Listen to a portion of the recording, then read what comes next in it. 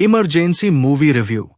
कंगना रनौत ने अपनी नाक की आवाज और चेहरे के हाव भाव से इंदिरा गांधी की भूमिका को बखूबी निभाया।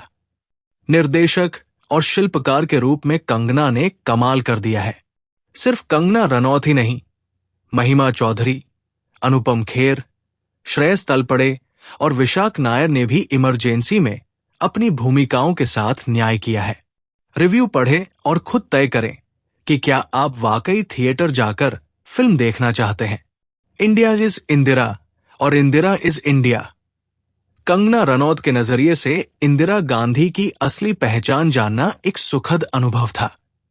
उन्होंने अपने चेहरे के हाव भाव और नाक की आवाज से इस भूमिका को बखूबी निभाया।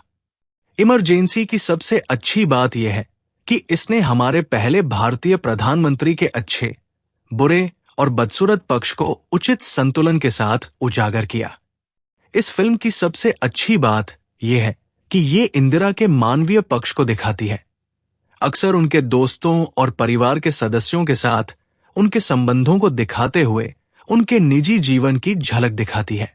अच्छी तरह से शोध की गई ये फिल्म इसलिए देखी जानी चाहिए क्योंकि ये भारतीय राजनीति के सबसे काले दौर में से एक इमरजेंसी की ओर ले जाने वाले विभिन्न चरणों को दिखाती है। इंदिरा गांधी के बचपन से लेकर प्रधानमंत्री बनने तक का सफर आसान नहीं था, लेकिन क्या इंदिरा इस प्रक्रिया में और लोगों की नजरों में विफल रहीं? हां, कई बार ऐसा हुआ, लेकिन कई बार उन्होंने भारत के लोगों को न्याय दिलाने में सफलता पाई। इंदिरा गांधी ने हरित क्रांति को सरकार की एक अहम प्राथमिकता बनाया। फिल्म में दिखाया गया है कि कैसे वो परिवार में व्यक्तिगत मतभेदों और अपने मंत्रिमंडल के अन्य राजनेताओं से ऊपर उठकर भारत की प्रधानमंत्री बनी। शुरुआत में कई लोगों को लगा कि वो एक गूंगी गुड़िया है और भारत की प्रधानमंत्री बनने के योग्य नहीं है। ये फिल्म वास्तव में भारतीय राजनीति के सबसे विवादास्पद दौर में से एक की एक साहसिक सिनेमाई पुनर्कथन है। आपातकाल में जवाहरलाल नेहरू और इंदिरा गांधी के विचारों का टकराव दिखाया गया है और कैसे नेहरू अपनी बेटी की मौजूदगी में असुरक्षित महसूस करते थे, जो सारी लोकप्रियता हासिल कर रही थी। फिल्म उनके प्रारंभिक वर्षों पर प्रकाश डालती है और कैसे इंदिरा एक साधारण महिला से भारत के लोगों की भलाई के बारे में सोचने वाली एक तानाशाह में बदल जाती है। हम उनके व्यक्तिगत और राजनीतिक जीवन में उनके छोटे बेटे संजय गांधी की भूमिका को नजरअंदाज नहीं कर सकते। इमरजेंसी उनके पसंदीदा बेटे संजय गांधी पर प्रकाश डालती है, जिसका किरदार विशाख नायर ने निभाया है, और कैसे वो इंदिरा गांधी द्वारा अपने राजनीतिक जीवन में लिए गए कई गलत फैसलों का मुख्य कारण था। वो एक आतंक था। कोई आश्चर्य नहीं कि फिल्म दिखाती है कि उसकी मृत्यु के बाद लोग एक ऐसे राक्षस की मौत का जश्न मना रहे थे जिसने आम आदमी को कीड़ों की तरह माना। उसने जबरन नसबंदी अभियान और झुग्गी झोपड़ियों को ध्वस्त करने का अभियान शुरू किया। संजय गांधी वास्तव में एक सत्ता के भूखे व्यक्ति थे और देश के लिए खतरा थे।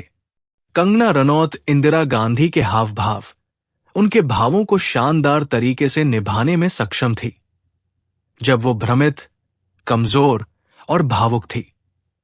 इमरजेंसी ने हमें ये विश्वास दिलाया कि हम तब लोकतंत्र में नहीं रहते थे। ये हमारे देश में लोकतंत्र की मृत्यु थी जब इंदिरा गांधी ने आपातकाल की घोषणा की। कोमल लेकिन शक्तिशाली और दृढ़, यही इंदिरा थी और कंगना ने सचमुच चरित्र की त्वचा में समा गई। वास्तव में ये फिल्म क्वीन के बाद कंगना के करियर की सर्वश्रेष्ठ प्रस्तुति है। इमरजेंसी निस्संदेह आकर्षक, मनोरंजक, प्रभावशाली है, लेकिन ये कुछ जगहों पर जरूरत से ज्यादा खींची हुई लग सकती है। फिल्म में कुछ अति नाटकीयता के क्षण भी थे, खासकर तब जब तत्कालीन भारतीय जनता पार्टी के नेता अटल बिहारी वाजपेयी, श्रेयस तलपड़े और जेपी नारायण, अनुपम खेर गाते हैं, सिंहासन खाली करो के जनता आती है। एक और सवाल जो मेरे दिमाग में आता है वो ये है कि क्या इंदिरा गांधी इतनी कमजोर थी? जो अपने करियर की शुरुआत में राजनीति की कठिन राहों पर चलने में असमर्थ थी, जैसा कि फिल्म में दिखाया गया है?